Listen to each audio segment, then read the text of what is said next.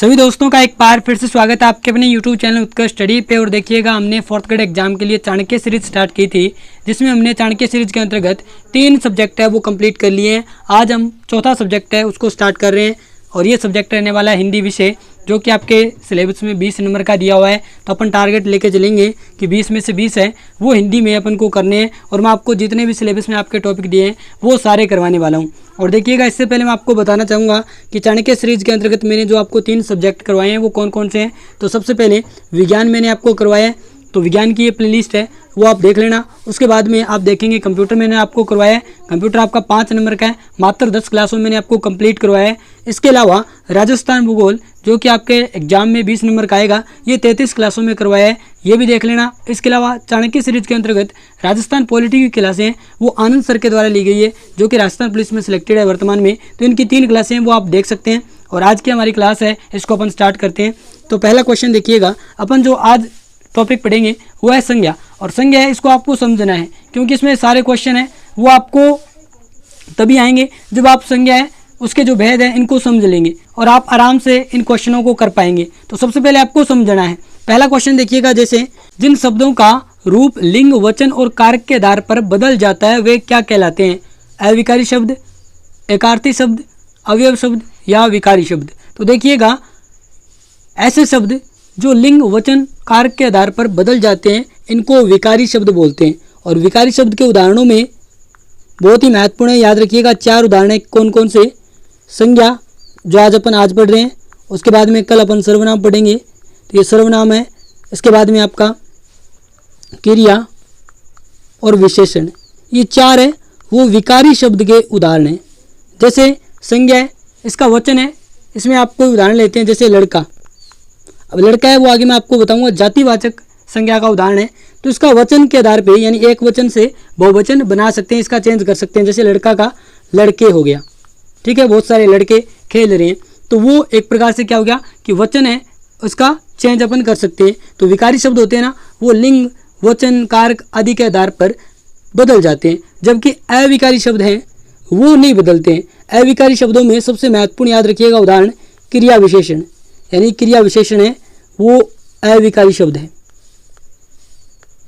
इसके अलावा इसमें आता है समुच्चय बोधक, समुच्चय बोधक जो शब्द होते हैं ये भी अविकारी शब्द होते हैं। और इसके अलावा विषम्यादि बोधक, विषम्यादि बोधक जो शब्द होते हैं। और इसके अलावा चौथा इसका उदाहरण है संबद्ध बोधक। तो ये 4 उदाहरण है वो आप याद रखेंगे। मैंने आपको दोनों के 4 उदाहरण बताए कि अविकारी शब्द क्या होते हैं, विकारी शब्द क्या होते हैं और इनके कौन कौन से उदाहरण हैं। तो सारी बातें आप याद रखिएगा। यहाँ पे राइट आंसर होगा कि जो लिंग, वचन, कारक आदि के आधार पर बदल जाते हैं वो विकारी शब्द है, वो कहलाते हैं। क्वेश्चन नंबर 2 देखिएगा कि संज्ञा का भेद नहीं है। अब संज्ञा के आप सभी को पता है 3 भेद हैं, कौन कौन से हैं?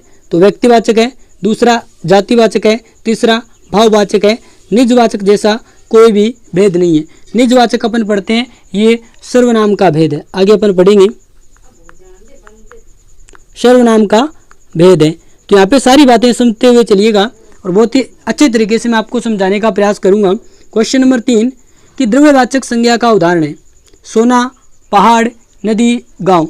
तो द्रव्यवाचक संज्ञा जिसमें किसी द्रव्य या पदार्थ की बात होती है, और याद रख लेना जिसको गिना नहीं जा सकता, गिना नहीं जा सकता यानी काउंट नहीं कर सकते, लेकिन मापा या तोला जा सकता है, ठीक है। गिना नहीं जा सकता, मापा या तोला जा सकता है। तो इसमें आप देखेंगे जैसे सोना है, अब सोने को अपन क्या करते हैं? तोलते हैं। तो यहाँ पे ये द्रव्यवाचक संज्ञा का उदाहरण है।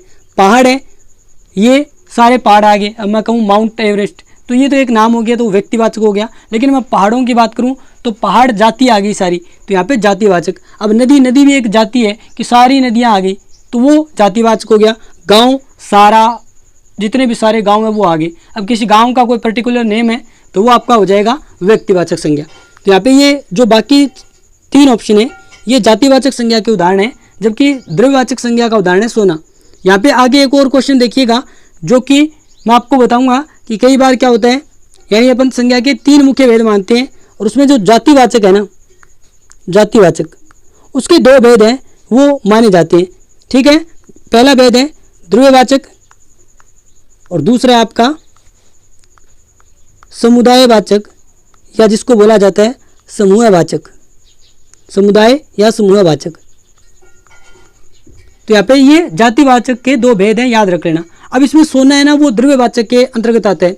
अब अपन सोने को जातिवाचक भी अगर ऑप्शन में आए तो जातिवाचक भी कर सकते हैं, लेकिन जातिवाचक और द्रव्यवाचक दोनों ऑप्शन में आएंगे ना तब अपन को द्रव्यवाचक ही करना है, क्योंकि जातिवाचक में भी सोना क्या है, द्रव्यवाचक संज्ञा का उदाहरण है। ये बात याद रखिएगा। चौथा क्वेश्चन कि निम्नलिखित समूह में कौन सा समूह है भाववाचक संज्ञाओं का समूह है। अब भाववाचक संज्ञा है वो क्या होती है, एक बार इसकी परिभाषा पढ़ लेते हैं, उसके बाद में आप समझ लेंगे। तो सबसे पहले देखिएगा भाववाचक संज्ञा जिसे अमूर्त संज्ञा भी कहा जाता है। अमूर्त का मतलब जो दिखती ही नहीं है। अब इसका परिभाषा है वो देखिएगा, आपको समझ में आएगा। किसी व्यक्ति, वस्तु, स्थान के गुण, दशा, भाव, क्रिया के व्यापार का बोध कराती है। इसे छूकर या देखकर महसूस नहीं किया जा सकता, केवल अनुभव किया जा सकता है। कोई भी गुण है, कोई भी दशा है, कोई भी भाव है, वो अपन महसूस कर सकते हैं, अनुभव कर सकते हैं, इसको छूकर अपन नहीं देख सकते। अब उदाहरण के लिए जैसे मैं आपको बताऊं, अब मिठास है, अब कोई आपने जलेबी खाई तो उसकी जो मिठास है इसको आप महसूस कर सकते हैं, लेकिन इस मिठास को छू नहीं सकते। इसी प्रकार जैसे आप बात करें बचपन, अब बचपन एक अवस्था है। अब अपन बात करें जैसे बचपन, तो बचपन क्या हुई, एक अवस्था, एक दशा। जैसे क्रोध है, क्रोध एक भाव है। इसी प्रकार ईर्ष्या, घृणा, ये क्या है, सारे भाव। अब इनको अपन छू नहीं सकते, बस महसूस कर सकते हैं। तो ये आपकी भाववाचक संज्ञा की परिभाषा है। अब यहाँ पे हमें क्या करना है, भाववाचक संज्ञा है उसका समूह देखना है कि कौन से ऐसे शब्द हैं जो भाववाचक संज्ञा है। जैसे मैं बात करूं व्याकुल, भारतीय, ईमानदार। अब आपको थोड़ा सा आगे मैं आपको चारों टॉपिक कराऊंगा तो बहुत ही अच्छा ज्ञान हो जाएगा, लेकिन एक बार आपने संज्ञा पढ़ी होगी तो आपको पता होगा ईमानदार क्या होता है। ईमानदार आदमी, यानी यहाँ पे आदमी की विशेषता है ईमानदार, तो वो यहाँ पे ये हो गया विशेषण, यानी विशेषण है कोई संज्ञा सर्वनाम, उसकी विशेषता बताता है, वो विशेषण होता है। तो जैसे आदमी क्या है, एक प्रकार से संज्ञा है, उसकी विशेषता बता रहा है ईमानदार आदमी, तो ये ईमानदार यहाँ पे विशेषण है, तो अपन ये काट देंगे। यानी तीनों शब्द है वो क्या होने चाहिए, भाववाचक। जैसे मिठास, तो मिठास देखिएगा ये क्या है, भाववाचक संज्ञा, नीचे उदाहरण भी पड़ा था। इसके अलावा सफाई, ये भी एक भाव है। अब सफाई को अपन हाथ से छू नहीं सकते, लेकिन सफाई को महसूस कर सकते हैं। इसके अलावा घबराहट, तो अब घबराहट क्या आपको दिख सकती है, आप देख सकते हैं घबराहट को नहीं, लेकिन घबराहट अगले व्यक्ति के फेस से देख के आप महसूस कर सकते हैं कि हाँ ये घबरा रहा है व्यक्ति, लेकिन आप उसको देख नहीं सकते। तो यहाँ पे हमारा बी नंबर ऑप्शन है वो राइट हो जाएगा। अब जैसे मजदूर, तो मजदूरों में सभी मजदूर आ जाते हैं, ये जाति हो गई, तो ये जातिवाचक संज्ञा का उदाहरण है, तो यहाँ से ये भी ऑप्शन कट जाएगा। जैसे अपन बात करें धमकाना, तो धमकाना एक क्रिया होती है, न कि कोई संज्ञा, तो ये भी ऑप्शन कट जाएगा। तो यहाँ पे इस प्रकार आप ऑप्शन काट सकते हो अगर आपको नहीं पता है, लेकिन याद रखिएगा सबसे महत्वपूर्ण एक तो आता है भारत। अब भारत देश का नाम है, ये व्यक्तिवाचक संज्ञा है, याद रखिएगा। और यहाँ पे महत्वपूर्ण बात भारतीय है, ये भी भारत के लोग, तो ये भी व्यक्तिवाचक संज्ञा है। जैसे चिन्नी लोग, तो चिन्नी लोग है ना वो व्यक्तिवाचक संज्ञा है। भारतीय, तो भारत के लोग, ये भी व्यक्तिवाचक संज्ञा है, याद रखिएगा, बहुत ही महत्वपूर्ण शब्द है। कहीं पे आप भारत और भारतीय, भारतीय को भाववाचक संज्ञा मत कर देना, भाववाचक संज्ञा होगी भारतीयता। क्या होगी, जैसे मैं यहाँ पे लिखूं भारतीयता, तो यहाँ पे ये भाववाचक संज्ञा है, भारतीयता शब्द है ये भाववाचक संज्ञा है, जबकि भारत और भारतीय दोनों ही व्यक्तिवाचक संज्ञा है, याद रखिएगा। यहाँ पे हमारा राइट आंसर हो जाएगा इस क्वेश्चन का बी नंबर ऑप्शन, जो मैंने ऊपर आपको बता दिया। क्वेश्चन नंबर 5 देखिएगा, ये हमने बात कर ली। यहाँ पे जैसे चतुराई एक गुण है जो कि विशेषण से बना हुआ है, यानी ये भी नीचे मैंने आपको नहीं पढ़ाया। जैसे चतुर शब्द है, चतुर आदमी, तो चतुर क्या हो गया, विशेषण जो आदमी की विशेषता बता रहे। लेकिन मैं जब कहूँ चतुराई, तो ये आपका हो गया भाववाचक संज्ञा। नेक्स्ट देखिएगा क्वेश्चन नंबर 5 कि सेना कौन सी संज्ञा है, व्यक्तिवाचक, जातिवाचक, भाववाचक या समूहवाचक। तो यहाँ पे देखिएगा मैंने आपको कहा सेना, अब सेना बहुत सारी होती है, सेना के अलग अलग नाम होते हैं, तो ये कौन सी हुई, जातिवाचक। लेकिन मैंने आपको बताया जातिवाचक संज्ञा के दो भेद माने जाते हैं, एक तो द्रव्यवाचक, दूसरा आपका समूहवाचक। तो यहाँ पे अब हमने जल्दबाजी में अगर जातिवाचक कर देते तो गलत हो जाता, क्योंकि समूहवाचक उदाहरण है।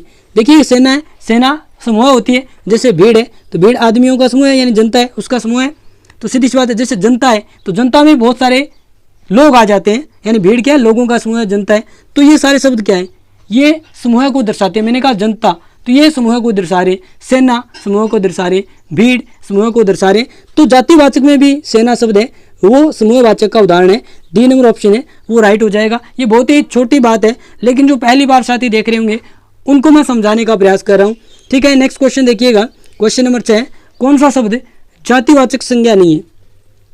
जैसे जवान, अब इसमें सारे जवान आ गए। जातिवाचक संज्ञा की एक बार विशेषता देख लीजिएगा, यानी इसकी परिभाषा क्या होती है कि जो किसी जाति को दर्शाता हो। जैसे मैं बात करूं, आप में से किसी का नाम विकास है, तो विकास अब एक ही है यानी व्यक्तिवाचक है। लेकिन यहाँ पे बात हो जाए कि विकास क्या है, एक लड़का है, तो अब लड़के हैं, अब लड़का का अपन बहुवचन भी बना सकते हैं लड़के, लेकिन विकास का बहुवचन नहीं बना सकते। यानी ज़्यादातर व्यक्तिवाचक संज्ञा होती है, वो याद रख लेना। यहाँ पे एक बात निकल के आती है, एक वचन होती है, जबकि जो जातिवाचक होती है ना वो बहुवचन है, उनका बन सकता है। ये आप करके देख सकते हैं। जैसे लड़का आया तो लड़के बना सकते हैं। ठीक है, अब जवान शब्द है वो देखिएगा जातिवाचक संज्ञा के अंतर्गत ही आता है। अब इसका बहुवचन है वो नहीं बनता। बालक, अब सारे आगे बालक, तो यहाँ पे ये भी बालक में अब सारे आगे। एक तो ये जो होती है पहचान की, एक वचन बहुवचन बन सकते हैं। दूसरा बालक मैंने नाम लिया तो बालक सारे जितने बालक है विश्व में सारे आगे, तो ये जाति को दर्शा रहे। जैसे अब मनुष्य तो सारी मनुष्य जाति को दर्शा रहे हैं। अब बालक जाति अपन ऐसा यूज नहीं करते। जैसे मैंने अभी मनुष्य जाति ये पढ़ने सुना हुआ है बहुत बार, सारे लोग हैं वो अपन यूज करते रहते हैं कि मनुष्य जाति, लेकिन बालक जाति में यूज नहीं करता। तो ये बालक अपन को लगता है कि जातिवाचक नहीं है। जवान जाति, अब जवान सारे आगे, मैंने जवान का नाम लिया तो सारे आगे। लेकिन सुंदर, सुंदर स्त्री, सुंदर आदमी, तो ये क्या है, विशेषण। यहाँ पे ये विशेषण है, तो ये हमारा राइट आंसर हो जाएगा सी नंबर ऑप्शन। अब ये सारी बातें मैं आपको इसलिए बता रहा हूँ ताकि आपका दिमाग है वो थोड़ा सा खुले, आपके दिमाग में ये बेसिक जो बातें हैं वो डीपली समझ में आ जाए आपको। इससे क्या होगा कि आप जब क्वेश्चन कर पाएंगे ना तो समझ के आराम से कर पाएंगे। ऐसा नहीं कि आपने अगर पढ़ाई भी नहीं होगा ना क्वेश्चन, तो भी आप ऐसे समझ के क्वेश्चन कर पाएंगे। और संज्ञा में महत्वपूर्ण बातें होती है समझने वाली। क्वेश्चन नंबर 7 देखिएगा कि निम्नलिखित में से कौन सी भाववाचक संज्ञा सर्वनाम से बनी है? सबसे महत्वपूर्ण बात, भाववाचक संज्ञा की मैंने आपको परिभाषा बताई। और भाववाचक संज्ञा होती है ना, इसमें अलग अलग, जैसे अब भाववाचक संज्ञा वो सर्वनाम से भी बन सकती है, दूसरी बात क्रिया से भी बन सकती है, विशेषण से भी बन सकती है। और याद रख लेना, जातिवाचक कोई अगर संज्ञा है उससे भी भाववाचक संज्ञा है वो बन सकती है। तो यहाँ पे इसने पूछा है कि सर्वनाम से बनी भाववाचक संज्ञा। तो अब देखिएगा ताजगी, ताजगी वास्तव में आप देखेंगे ताजा शब्द से बनी है। तो ताजा एक विशेषण है, यानी ये विशेषता बताता है। जैसे ताजा आदमी, तो ये एक विशेषण है ताजा। दास, तो दास में देखिएगा सारे दास आ जाते हैं, तो दास है वो जाति को बता रहे हैं कि दास है वो जातिवाचक है, यानी जातिवाचक संज्ञा से बनी हुई भाववाचक संज्ञा दास था। चुनाव, ये चुनना, ये क्रिया से बनी हुई भाववाचक संज्ञा है। ये सारी जो आपको नजर आ रही है भाववाचक संज्ञा है, लेकिन ये अलग अलग देखिएगा। जैसे चुनना क्रिया है, इससे बना चुनाव जो कि एक भाववाचक संज्ञा है। जैसे दास, तो दास में सारे दास आ गए, जातिवाचक है। दासता ये भाववाचक है। ताजा विशेषण शब्द है, ताजगी शब्द बना, ठीक है, ये भी भाववाचक संज्ञा है। एकता, अब एक है ना ये सर्वनाम है और इससे एकता शब्द बना जो कि भाववाचक संज्ञा है। ए नंबर ऑप्शन है वो राइट हो जाएगा। क्वेश्चन नंबर 8 देखिएगा कि किस विकल्प में क्रिया से बनी भाववाचक संज्ञा है। अब ये क्वेश्चन है बहुत आएंगे, तो आपको टेबल से आपको मिल जाएगी। जब आप गूगल पे सर्च करेंगे तो बहुत सारी बुक्स हैं, उनकी पीडीएफ आ जाएगी आपके सामने, या टेबल लिस्ट के रूप में आ जाएगा कि क्रिया से बनी भाववाचक संज्ञा। तो उसमें आपको इंपॉर्टेंट है वो पढ़ लेनी है। और मैं ग्रुप में भी डालने का प्रयास करूँगा कि शाम तक है वो ग्रुप में, जैसे क्रिया से बनी भाववाचक संज्ञा, विशेषण से, सर्वनाम से बनी जो इंपॉर्टेंट क्रिया है जो एग्जाम्स में प्रीवियस ईयर पूछी गई है वो भी डाल दूंगा। तो मैं प्रयास करूँगा। जैसे आप देखिएगा अब पंडित, इसमें आई प्रत्यय लगा, पंडिताई बन गया। तो ये आप देखेंगे पंडित शब्द से बने, तो पंडित क्या होता है? अब इसमें सारे पंडित आ गए तो जातिवाचक शब्द है। जैसे चढ़ाई, चढ़ना, अब ये आप देखेंगे ये क्रिया से बनी हुई भाववाचक संज्ञा है। चढ़ना एक क्रिया है, इससे बना चढ़ाई जो कि भाववाचक संज्ञा है। अब तरुणाई तो ये तरुण से बना हुआ है, तो सीधी सी बात है ये नहीं होगा। अब चतुर, ये चतुर यानी चतुराई शब्द है वो चतुर से बना हुआ है, तो चतुर क्या होता है विशेषण, तो ये चतुराई भाववाचक संज्ञा है, लेकिन ये किससे बनी हुई है विशेषण से। यहाँ पे क्रिया से पूछी गई है तो बी नंबर ऑप्शन है वो हमारा राइट हो जाएगा। क्वेश्चन नंबर 9 देखिएगा कि इनमें विशेषण से बनी भाववाचक संज्ञा नहीं है। अब देखिएगा 3 भाववाचक संज्ञा ऐसी है, ये चारों ही पहले तो भाववाचक संज्ञा के उदाहरण है, लेकिन इनमें 3 है वो विशेषण से बनी हुई है, जबकि एक है वो किसी और जैसे सर्वनाम से हो सकती है या आपकी क्रिया से हो सकती है, इसके अलावा जातिवाचक से बनी हो सकती है, जातिवाचक संज्ञा से बनी हो सकती है। तो यहाँ पे देखिएगा प्राथमिकता ये बनी हुई है प्रथम। अब देखिएगा जैसे प्रथम स्थान, तो स्थान की विशेषता बता रहा है प्रथम है, तो ये विशेषण से है बिल्कुल। सुंदर, सुंदर भी आपको पता है विशेषण होता है। क्षमता, क्षम ये भी विशेषण है। अब आपने ये शब्द सुना नहीं होगा लेकिन ये भी विशेषण है। लेकिन मम, ममता, ये मम शब्द है मेरा, जिसे बोला जाता है मम, ऐसे ये याद रख लेना सर्वनाम होता है, और ये ममता सर्वनाम से बनी क्या है भाववाचक संज्ञा है, तो डी नंबर ऑप्शन हमारा राइट हो जाएगा। बाकी 3 है वो विशेषण से बनी भाववाचक संज्ञा है। क्वेश्चन नंबर 10 जातिवाचक संज्ञा से निर्मित भाववाचक संज्ञा कौन सी है। जैसे एकता, तो मैंने आपको बताया एक सर्वनाम है, तो ये सर्वनाम से बनी हुई है, ठीक है। जैसे वीर, और वीर आदमी, तो ये वीर पुरुष, तो ये विशेषण है, तो विशेषण से बनी हुई है। निकट, ये निकटतानी नहीं है, निकटता है। निकटता भाववाचक संज्ञा है लेकिन निकट शब्द से बनी हुई है, और निकट है ये भी एक प्रकार से विशेषण है, इसको मान सकते हैं। तो यहाँ पे निकट है ये भी विशेषण है। तो यहाँ पे पशुता, अब देखिएगा पशु, पशु में सारे पशु आगे पशु जाति, और इससे ता प्रत्यय लगा तो पशुता बना, जो कि जातिवाचक संज्ञा से निर्मित भाववाचक संज्ञा बनती है। तो यहाँ पे ए नंबर ऑप्शन हमारा राइट हो जाएगा। क्वेश्चन नंबर 11 देखिएगा कि निम्नलिखित में भाववाचक संज्ञा का उदाहरण है। मित्र, मिठा, निज। अब देखिएगा मित्र, तो मित्र में सारे मित्र आगे, तो ये एक प्रकार से मित्रता शब्द होता वो भाववाचक संज्ञा होती, लेकिन यहाँ पे मित्र है तो मित्र में सारे मित्र आगे, तो वो जाति को एक रिप्रेजेंट कर रहे हैं। इसके अलावा मीठा, तो मीठा आप सभी को पता है विशेषण है। निज याद रख लेना ये सर्वनाम है। तो यहाँ पे गर्मी शब्द है ना, ये भाववाचक संज्ञा का उदाहरण है, याद रखिएगा। तो ए नंबर ऑप्शन हमारा राइट हो जाएगा। क्वेश्चन नंबर 12 कि निम्नलिखित में से व्यक्तिवाचक संज्ञा कौन सी है। गाय, तो अब गाय आपकी घर में गाय होगी तो उसका कोई नाम हो सकता है, तो वो नाम है तो इसका मतलब व्यक्तिवाचक है। लेकिन गाय तो सारी गायें आ गई, तो वो एक जाति को दर्शा रही है, तो ये जातिवाचक शब्द है।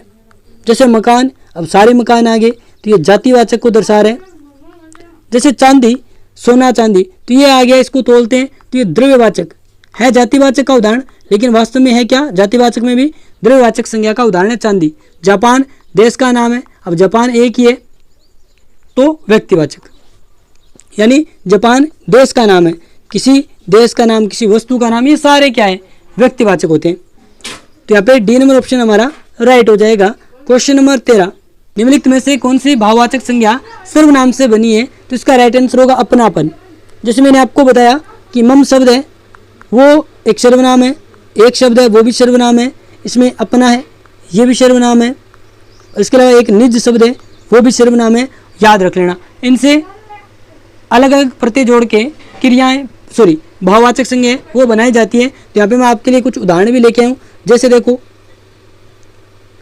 अपना से अपनापन, मम से ममता, और निज से निजत्व, यहाँ पे बात करेंगे। तो यहाँ पे इसका ए नंबर ऑप्शन है वो राइट हो जाएगा। अगले क्वेश्चन में अभी बात करेंगे जो निजत्व शब्द बताया है, इसमें क्या पूछा गया है, निजत्व का संज्ञा भेद है। तो यहाँ पे अभी मैंने आपको बताया निज है वो सर्वनाम शब्द है, और निजत्व है वो सर्वनाम से बनी भाववाचक संज्ञा है। तो बी नंबर ऑप्शन हमारा राइट हो जाएगा। निजत्व शब्द में कौन सी संज्ञा है, भाववाचक संज्ञा। क्वेश्चन नंबर 15 आज का अंतिम क्वेश्चन, उसके बाद में आपको होमवर्क क्वेश्चन मिलेगा जो आपको कमेंट बॉक्स में बताना है। तो 15 नंबर क्वेश्चन, निम्नलिखित में से भाववाचक संज्ञा है दूरी, मीठा, बुढ़ा, अपना। तो अब अपना मैंने आपको बताया सर्वनाम है, और इससे अपनापन जो कि भाववाचक संज्ञा है वो बनती है। मीठा ये विशेषण है। बूढ़ा ये बूढ़ा है वो याद रख लेना, आपकी सारे बूढ़े आ गए तो इसमें जातिवाचक है। जबकि दूरी है ये भाववाचक संज्ञा है। यहाँ पे ए नंबर ऑप्शन है वो राइट हो जाएगा, याद रखिएगा। इसके बाद में आज का होमवर्क क्वेश्चन जो कि आपको कमेंट बॉक्स में बताना है कि संज्ञा के कितने भेद होते हैं, 5, 4, 8, 6, ये आपको कमेंट बॉक्स में बताना है। और जो साथी कमेंट बॉक्स में बताएगा उसका कमेंट है वो सबसे पहले पिन किया जाएगा, और इससे ये भी पता चलेगा कि जो साथी 4th ग्रेड एग्जाम की तैयारी कर रहे हैं वो सीरियसली चीज़ें वो क्लासें लगाते हैं और एंड तक पूरी क्लासें वो देखते हैं। और इसके अलावा चाणक्य सीरीज़ के अंतर्गत जो मैंने आपको पहले 3 सब्जेक्ट कराए हैं वो आप जरूर देख लेना। और मिलते हैं अपन नेक्स्ट क्लास में। जुड़ने के लिए बहुत बहुत धन्यवाद। कल अपन सर्वनाम चैप्टर है वो स्टार्ट करेंगे।